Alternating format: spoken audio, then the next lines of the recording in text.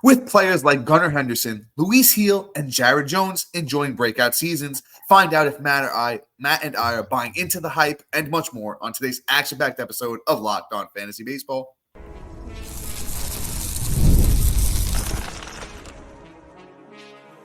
You are Locked On Fantasy Baseball, your daily fantasy baseball podcast. Part of the Locked On Podcast Network, your team every day.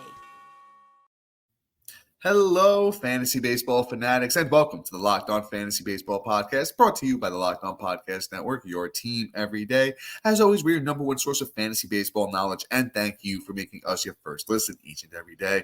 I'm your host, Dominic Martino. You can find me on Twitter at DomMartinoFB. Here, as always, with my brother, my co-host, my partner in crime, Matthew Ane, and you can find him on Twitter at Matthew_Ane.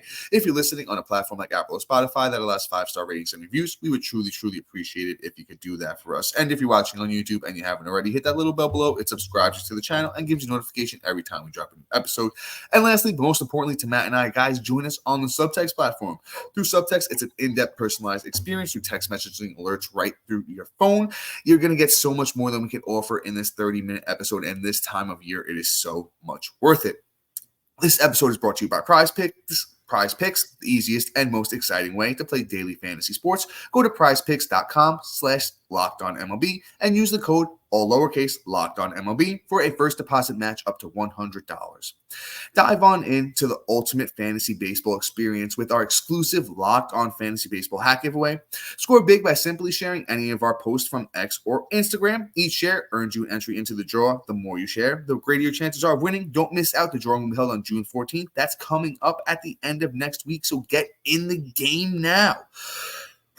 And then, Matt, I think this is going to be a really fun episode. I think the people are going to really enjoy it. We're going to talk about some players that are enjoying a breakout season. We're going to talk about where we're buying or selling, and we're really just going to do a deep dive on these names, and we're getting a lot of questions about them. So here is the time to break them down. And Matt, which way are we going first? We're going to go with, the big honcho, probably the best second-year breakout possible. But before I do, I want to explain my reasoning behind all the reasoning behind this episode, right? We're in June, right? So we kind of got to see how we're handling these guys in general. So, like, is this now the time to stay in? Are we buying this performance, or are we trying to hop out and sell high on this? Now, this isn't a buy low, sell high, right? Most of these guys I'm pretty much buying into. There's maybe like 2 or 3 guys that's kind of on the bubble, and then one guy I'm completely out on. They might see a little haterade in this episode, but you're going to see a lot of positivity and a lot of guys doing exactly what we thought because we had them ranked that way. And a couple guys that actually surprised us. So let's get into it. And let's start with Gunnar Henderson, right? Somebody that I wholeheartedly believed in throughout this whole season. In every mock draft that Dom critiqued and told me I was completely crazy for picking him over other players. Yes, I'm taking a victory lap. Gunnar Henderson did exactly what I thought he was, and then some more, right? So Gunnar Henderson on the season, right? If you're not an owner, let me catch you up on what's been going on in today's news. 234 at bats, 47 runs, 9 doubles, 4 triples, 19 bombs, 42 ribs, 8 stolen bases, walked 35 times to 65 strikeouts, batting 265 on the year, a 370 OBP, 581 slug, and 951 OPS. Bro, this dude looks great, and I still think there's more to come. I think the power actually showed through. Everything we thought he would do in the minors is now translating. I think that also, too, there's another level of batting average that we just won't see this season. So dynasty or keeper leagues, be on it because Gunnar Henderson is legit.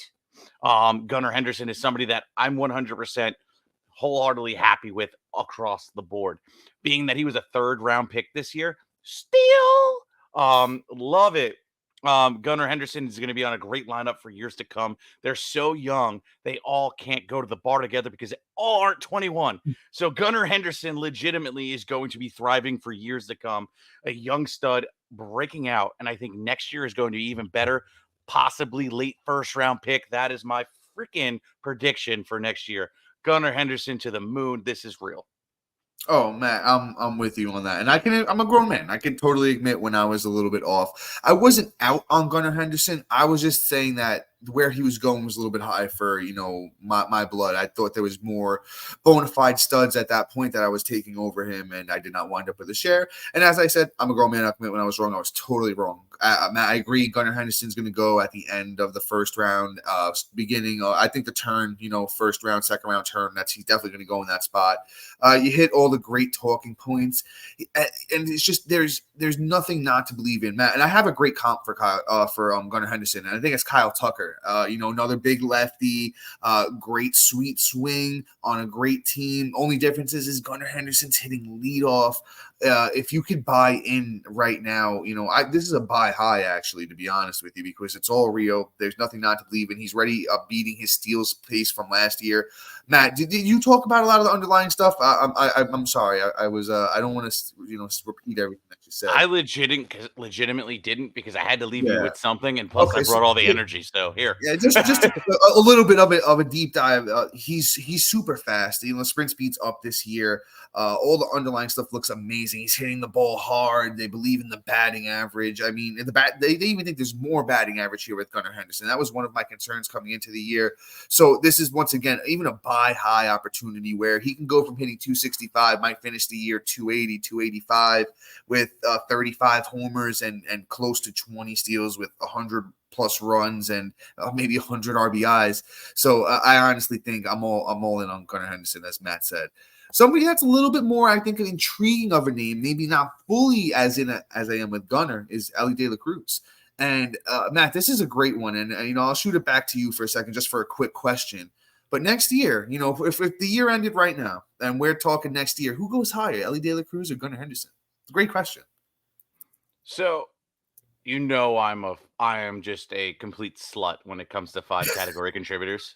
So it's Elly De La Cruz for me, but only because Gunnar contributes too. I mean, yeah, Gunnar steals bases like a hobby in comparison to Elly De La Cruz. Elly De La Cruz does this as a business. Like, hey, like how many? That was well said. That was well said. He's the repo man. He's just stealing cars out of driveways. Like that's exactly what Elly De La Cruz does in terms of stolen base. So go ahead, to your point. No, very, very well said. I think they're going to go very, very close to each other, and I think if Elly can really, figure things out here and get that batting average up to where it needs to be, and at 84 strikeouts on the year is near the top, if not leading all of baseball. And he's been caught 6 times stealing, with the 32 steals, which is also, up there leading baseball. He's just an intriguing player to me, and I think Gunnar Henderson is going to someone that's going to show more consistency. But, Elly De La Cruz, if there is a chance you can get him for 75 cents on the dollar, maybe the owner's panicking after, the last month hasn't been stellar for Elly. I'm making that kind of move, but it's just so intriguing because if he finishes the year with, let's say, 50, 60 stolen bases, maybe 30 homers, but the batting average still isn't great, and it winds up being a 240-ish batting average, a 230 batting average. I don't know if I like him as much as I like Gunnar. But you know what, Matt, back to you, man. Your thoughts on Elly? You want to dive into him a little bit more, or you just want to keep it pushing? I'm going to give a little take on it, like to just kind of get on the other side of this, right? You were kind of more on that. I don't know if I'm real on or like where I'm on him. Like with me, it's Elly De La Cruz is literally going to do exactly what Bobby Witt Jr. did, right? Except, a little bit more hyperbolic because 1, he's a bigger body guy, and 2, he's faster, and just everything else is kind of like, I think, pretty much parallel, right? Bobby Witt's rookie year where he got a first full lick at the full season, right? He finished the year like 254. So if Elly De La Cruz finishes anywhere from 245 to 250, I'm pretty much happy I could project him to go hit 265, 270 next year. I think that's where I think he's going to land. That's where I think his career is going to be in the bigs, 265 to 275 at most. And that's probably going to be a career year, 275. Elly De La Cruz definitely has the upside to go out and just be that guy. He's him, like in my opinion. He's stronger, better, faster, strong, like everything, like the whole, Kanye West, let's get it. But, Elly De La Cruz is just it. So I'm excited to see exactly how he finishes. Yes, this last month has been bad in the batting average, but he's already starting to bounce back in the hitting categories with now putting in 2 home runs this week. Like this dude will carry you to victory week in, week out when he's moving and grooving. There is a lot more to come from him, and we've only scratched the surface. So Elly De La Cruz could possibly be even a caliber of Ronald Acuna one season. Not every year, but a caliber. I think top 10, top 5 pick probably from not next year, but from 2026 on. But anyway, go ahead. Real quick, I do just want to say that I don't want the people to get it misconstrued. I do love Ellie, and I think he's going to be a superstar in this league. Just when I'm comparing him to somebody like Gunnar, I do think Gunnar has more of a stable line. Where Matt said Ellie De La Cruz could be Ronald Acuna Jr., but then he could also be Jazz Chisholm. So that's where Jazz Chisholm with a little bit like a good amount more speed. You mean with a good health plan? Yeah, and a better health plan than probably less hospital stays than Jazz as well. But I do love Ellie, and definitely a first-round caliber player next year, and it could be Ronald Acuna. But before we move on and we talk about a Yankee that's breaking out, and another Yankee too that's also a pitcher and a hitter Yankee, and we got other players besides our hometown team. We do have a quick ad break for you guys. All right. You ever worry about what will happen to your family? God forbid something were to happen to you. If so, you need to check out Policy Genius. Policy Genius is the country's leading online insurance marketplace. It saves you time and money so you can provide your family with financial safety net starting today. With Policy Genius, you can find life insurance policies that are starting only at $292 per year for $1 million coverage. Some options offer same-day approval, avoid unnecessary medical exams. Policy Genius helps you compare your options from top companies and their teams with licensed experts to help you hands-on, help talk you through every step through the way. Talk to a team that is award-winning agents who will walk you through the process step by step. What makes you need to consider is things that you need to consider. I apologize. What happens if your work life insurance policy actually doesn't come with you when you leave your job, which most cases it doesn't, right? And, that's something that's really scary, right? It's got you're in between jobs and boom, you got nothing going for you. All of a sudden drop dead. Oh, there you go. Now your family's scrambling. Now they don't have their sole provider and that. So you want to go to Policy Genius that gives you unbiased advice with a licensed expert support team. They have no incentives to recommend one insurer over the other. And you could just trust their guidance and just know that they're not leading you in one path because they get bigger commission. Check your life insurance off your to-do list today in no time. Policy Genius. Head to policygenius.com/LockedOnMLB or click the link in the description below and get free life insurance quote today. And you could save and see how much you could save. That's policygenius.com/LockedOnMLB. Okay. Introducing the Locked On Fantasy Baseball Podcast, Diamond Club on Subtext, your ultimate fantasy baseball companion. This season, rely on our dynamic content, get real-time alerts right to your phone, and with waiver wire rankings, instant call-up notifications, injury actions, and a whole lot more. Say hey to those fantasy leagues by joining the Diamond Club on Subtext, where your path to victory begins. And also, guys, too, do not forget, new members get a free 2 weeks. So check us out. I promise you won't want to miss out. Also, guys, something that wasn't in the show notes, I got to now do off the dome. Are you watching ESPN and CBS on TV all day, and you got to turn it down because of all the shouting? Man, you want to switch to Locked On Sports Today, or 24/7 streaming channel on YouTube or Amazon. Free on the Amazon free TV channel app. I'm butchering this, but this is all from memory, so this is going. You're doing great. I'm doing great. All right. We got expert advice, local shows, everything under the sun. It actually is pretty dope. And honestly, you're getting a whole bunch of this going on. Plus, obviously guys not stumbling like me, but it's a damn good time. And I promise you're going to like it. Check it out on YouTube or on the Amazon free channel app, TV's apps. Yes. Okay, Dom, let me stop talking. Matt, I appreciate that. You actually did a fantastic job off the top there. I couldn't have done better than that. So I do appreciate it. But let's keep things pushing here. I know the people want to hear some fantasy baseball, and that's what we're here to talk about. Let's talk about Anthony Volpe. Anthony Volpe is such an intriguing player because after, a down season in 2023, everyone forgot about him. Like, he wasn't one of the top prospects in all of baseball. He actually fell down, in draft boards a bit. I believe he wasn't a top 100 pick. You can correct me if I'm wrong. But through 63 games this year, Anthony Volpe is 257 at-bats, 46 runs, 10 doubles, 6 triples, 6 homers, 25 RBIs, 12 steals. Also 23 walks to 60 strikeouts, which isn't atrocious. It's not great, but it's not atrocious. And a 288 batting average. I don't know if the 288 batting average is sticky. I still think he's somebody that could hit, 260 plus, but the 46 runs are definitely something that he's going to upkeep hitting first in that Yankees lineup. The steals are real. And I think he will be super fast.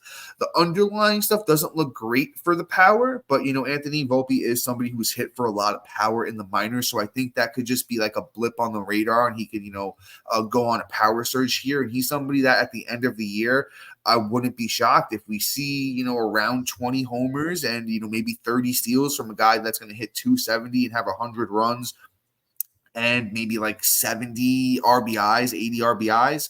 I love it. And I think he's a guy that you might not be able to go out there and get a deal on right now because I don't think anybody's really selling Anthony Volpe, especially with that, prospect pedigree. But going into next year, definitely somebody that's going to be on my radar, maybe a top 10 shortstop going into next year. Do love me some Anthony Volpe at 23 years old, going to be a all-star caliber player for the New York Yankees. No, I completely agree. And Dom, you were right. He was outside of the top 100 at pick 128. So he was free 99. I remember berries. I remember. Yeah, we like South Park over here. Anyway, Anthony Volpe, I think, is going to be great, not just as a Yankee fan, but just in general, just for fantasy. Obviously, kid steals bases and all that wonderful stuff. I don't need to repeat what Dom says. So just like ultimately keep trucking. Don't move them unless you're getting an absolute haul. Like, I mean, a haul. So just enjoy. Nobody's going to be able to match that price. But let's move on. Now, remember, I said the haterade was going to come out at some point. And hold on, let me get a sip before we start. It's coming out, guys. Matt's bringing the haterade back. Yeah, Michael Garcia. Yeah, I'm not buying it. He's a guy that, on the other hand, is where I'm just like, okay, bro, like, I am not really like into him. In the minors, he was a stolen base specialist, but he wasn't like even where he was like an Anthony Volpe where he had like 60 stolen bases. He had 39 and 35 in 2 seasons. Like, that's cool, bro. Good for you. You batted 285, you batted 291. You have no power. Your career high in the minors was 11. He's at 5 on the year through 256 at bats. He's on the Royals, which, yes, I love the Royals players. I do love, the Pasquantinos, the Bobby Witt and whatnot, and the rest of the team on there. But Garcia isn't going to be a guy that's going to be contributing to you in multiple categories outside of what in his prime: stolen bases, runs, and batting average. And that's if the batting average fully translates, because right now he's only batting 266. Again, that's not bad. But in order for him really to contribute and be super valuable would be at like a 280, 290 rip. So for me with Garcia, I'm just like, okay, bro, I'm kind of like, okay, I'm going to sell on this high and I'm going to just be like, I'm out. Enjoy, because it's the highest price you're ever going to get him for. I'm kind of out on the kid. I don't think there's a power level. I don't think there's, a ribby level. I just think that he is who he is. He's going to be a stolen base guy that, again, 3 category contributor at most. Yeah, I agree that I think you could sell high on Garcia right now. Once again, Michael Garcia, Kansas City Royals, who's we're talking about here. He's currently the 29th overall player in fantasy baseball. And that, is definitely a sell high opportunity. I don't think he keeps that up. But I'm not as pessimistic as Matt is overall. The underlying stuff actually looks really good. The batting average, he's predicted to be around 290, that 287. He actually hitting the ball really hard, has some good exit velocity numbers as well. Definitely, knows how to take a walk. The plate discipline for him, has been pretty stellar this year. No, not stellar, but above average. He just looks really good. I think he's going to be, a solid player for fantasy, but not a top 30 player the rest of the way. I'm not selling unless I do have a really good offer on the table, and hitting leadoff for, the Royals team that has been, a better than expected with a lot of these young guys stepping up. I think, as Matt said, the runs, batting average, steals going to be good. And hey, you're getting 3 out of 5 of the major categories there, and maybe a little bump in the homers. You'll be all right there. All right. I mean, I get it. I 100% get your point.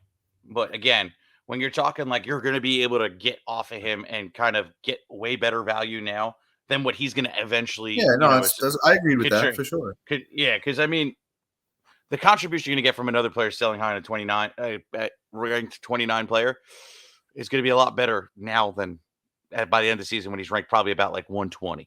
which still I think is a pretty good fantasy player, but it's only going to be 120 and it's going to be super inflated because of the stolen bases. So that's just it for me. But all right. Before we move on, we start talking guys that, especially the guy next that I called in, watch list and my guys this year, Yankees and a Boston pitcher that finally hit this year. We have an ad break. Prize Picks is the largest daily fantasy sports platform in North America. They are the easiest and most exciting way to play DFS. It's just you against the numbers instead of battling against thousands of other players, including pros and sharks. You pick more than or less than on 2 to 6 player stat projections and watch the winnings roll in. Exploring my skills on Prize Picks this season adds an extra layer of excitement to daily fantasy sports. With just a few taps, you can transform $10 into $1,000 easily. Prize Picks is incredibly friendly. You can make selections and submit your entry in less than 60 seconds. And as the host of Locked On Fantasy Baseball, here are some rock solid picks. Opt for Logan Allen to have less than 4.5 strikeouts in his next start. You can opt for Gunnar Henderson to have higher than 1.5 total bases in his next outing. And then opt for Aaron Judge to have higher than 0.5 home runs in his next game. Again, download the app today and use the code LOCKEDONMLB for a first deposit match up to $100. Prize Picks, pick more, pick less. It's that easy.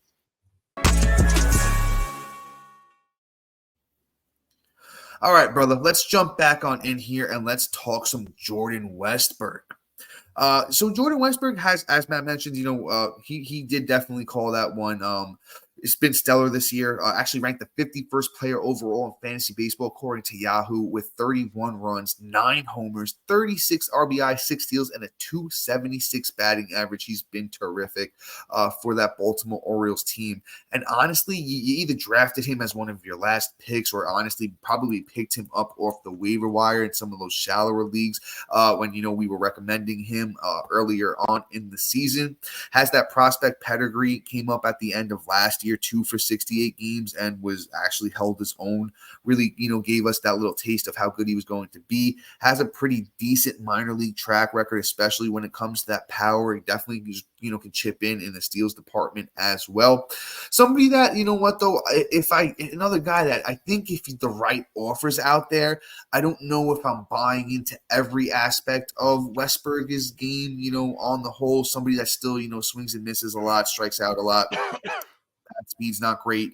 A lot of the other underlying stuff does look terrific. So once again, as I said with Michael Garcia, if the right offer is not on the table, I'm not just selling on him. But if the right one is there, where I'm getting enough value with maybe some more rock solid players, I'm doing that. But I do think Westburg at 25 years old does have a bright future and will be a part of that Baltimore Orioles lineup for years to come.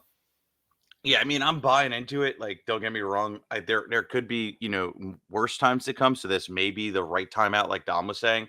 The biggest underlying stat for me that kind of gives me a little bit of a scare outside of how much he chases and whiffs is the bat speed. The bat speed's a little bit slow. And that could usually spell a guy to start obviously striking out a lot, which we're already seeing. But also, if it consistently is affecting and he's starting to whiff even more and goes into a slump, we could see a bad month or possibly 2 or a bad whole second half.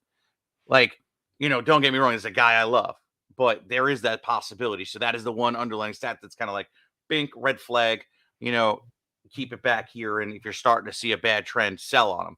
I mean, again, if I get the really great offer, I'll sell him now, but ultimately he's probably a key cog in your team right now. So it has to be something nice. I love Jordan Westburg going forward. I think he's going to have a good career. I won't be surprised too if he's a top 50 pick next year. Jordan Westburg, if he continues on this path, I think is going to be excellent. And top 50 pick probably the rest of his career. So that's me on Jordan Westburg. Let's move on to Luis Gil. Gil, obviously, we're going to talk about a Yankee here for once. Not just for once. This is, I was going to say, not like we talked about Volpe earlier. Yeah. But you know what I mean. We're not biased or anything. Oh, I selected Giles. I don't want Giles. What am I doing here? Yeah,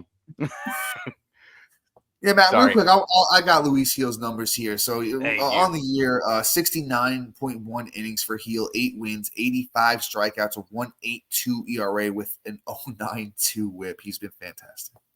Yeah, no, I mean, I love it. And then you go and you look at like his advanced stats and all this, everything looks fantastic. It's just red across the board. You know, pitch for run value, great. Fastball run, awesome. Breaking ball, off speed, fantastic. Red, red, red. XERA is a 2.66. X batting average 0.175. His fastball velocity is right where you want it at 96. Not too hard, not too soft. Might as well be Goldilocks on this one. Average exit velocity, I'm loving right now. He's giving up 87.9 miles per hour on at an average, which is, let's put it this way, it's even lighter than what Luis Roberts out of the park average exit velocity is. And quite honestly, that's the cusp of whether you're actually red or blue in average exit velocity. So I love it. He's doing good things there. The only thing I wish he'd do is a little bit more chase, but that has something to probably do with his pitch mix. But he's getting guys whip, getting the case. He is walking guys a little too hard, not giving up any hard hits, but not giving up enough ground balls, especially pitching in Yankee Stadium. Here's my outlook on Heel at the end of the day, right? I guess I just read you off a whole bunch of stats that I liked. Um, Heel for me is somebody that I don't. Anything can go wrong with a pitcher, but a lot of it's supporting him continuing. I don't think he's going to be this elite either. I think he finishes with like a mid threes ERA. So right now at his tippy top price, if a right offer comes, I'll move on. And by right offer, a player that might be underperforming right now that we know is going to bounce back after All-Star break, and that I could probably cash in on this because I'd rather take my shot with a veteran pitcher than a young pitcher like Heel. Yeah, man. So obviously, I agree with all the wonderful stuff you said about my boy Luis Heel. Honestly, I even remember back as far as in the minors on like 2018, like 2019 ish, when Heel was really doing his thing down there. I remember hearing about him, and I was like, oh, I watched a couple of his games. This guy has really good stuff. I think he's going to be really great, and got his shot in the majors in 2021. Actually, really didn't disappoint. It's been more of like an injury type of thing, and he needs to find his control. And Luis Heel has everything, the repertoire to be a star pitcher, and we're really seeing it come together this year. Heel, honestly, is probably something I'm not really selling on. I really haven't said that about a lot of guys. I don't think I'm selling on him. I know the control can go south at any moment, but I truly believe he's figured it out. I think he's going to be fantastic going forward. I'm holding for now. Holding. Let's move on. Let's go from a Yankee to a Red Sox. Let's talk Tanner Houck. Tanner Houck is another guy like Heel that just needed to get out of the injuries to really start performing. He's somebody I'm probably not buying actually as much as I'm buying in on Heel. But Houck on the year, 1.91 ERA, 13 starts, 6 wins, 0.92 WHIP, 85 innings, 84 strikeouts. He's another guy. Actually, Matt, what you said about Heel is kind of what I think about Houck in the sense of maybe mid threes ERA the rest of the way. Probably WHIP will be decent around that K per 9. He'll still be a very, very good player going forward. Just not buying the eliteness that he's shown so far. Kind of has beat up on a lot of bad teams this year, to be honest. Actually, I want to name them real quick. Oakland, the Angels twice, Washington, Detroit, Chicago, the White Sox. I mean, beat up on a lot of bad teams. So I think he regresses the rest of the way. I mean, I could totally see that too with Houck, right? Like what you're saying is completely within range, and obviously he's not going to be the 13th best player in baseball for much longer. Even touting a sub 2 ERA, like that's not happening. But here's the deal, though. And there's a few things that I like that I think, and this is kind of where I'm at with it. He produces a lot of ground balls to make up for the low fastball velocity. He gives up an average exit velocity of 89.7. So that is right where Luis Roberts sits. And again, he's on the lower scale of the average exit velocity. His xERA is a 3.21. That also supports obviously the negative regression, but he's getting guys to chase, and he's not walking a lot of guys, and he's not getting guys to barrel up on him. And those are the key factors that I think makes it sustainable to an extent, right? I think the mid threes ERA is fair. I think the K rate comes down. I don't think it stays at this. I think it kind of flip flops where he maybe finishes, where if he does go 160 innings, he has like 145 strikeouts. And ultimately, I think Houck is going to be just fine. Yes, there's going to be a bad month coming, but I'm not selling either. I think he's going to be a reliable pitcher for the rest of the year. But with that being said, I gotta go. But I'm gonna leave you guys in your hand with Dom so he can finish out the rest of the show for you. Peace out, guys. Have a great weekend. See you, Wrong brother. one. All right, guys. So you just here with me, gonna rock out. I might just sneak in one more name for you because honestly, we don't have a lot of time overall. Let's talk Shoto Imanaga. Imanaga is kind of somebody that I told you guys to sell on. I told you I really didn't believe in him. I didn't think he was going to be able to upkeep being one of the best pitchers in baseball, and it's kind of actually proven to be true. So over the last 30 days, actually, Imanaga's last 20.2 innings, he's had 22 strikeouts, a 3.48 ERA with a 150 WHIP. On the year, he's getting hit hard, not a lot of ground balls. He's not somebody who blows people away with their, velocity, even though that fastball does have some good movement. I don't think he's somebody that I believe in. I think you can still sell on him while you have the opportunity to, because his on the year total numbers do still look great because it's 11 starts, a 1.88 ERA, 5 wins, 62 innings, 65 strikeouts, and a 104 WHIP. I know some of the underlying stuff does like Imanaga, and I do too. But he's a guy, I don't think he's going to be as good as a heel or a Houck the rest of the way. He's not a spring chicken. He's 30 years old, somebody who's came over to the MLB later in his career. So, even though he can be serviceable, would I be shocked if he pitched to, a high threes ERA and a 1.2 plus WHIP, 1.25 plus WHIP the rest of the way? Absolutely not. So Imanaga, I think, is a perfect example of somebody that you could still sell on while those underlying numbers do look as good as or not the underlying numbers, the actual numbers look as good as they do on the year numbers. Because as I said,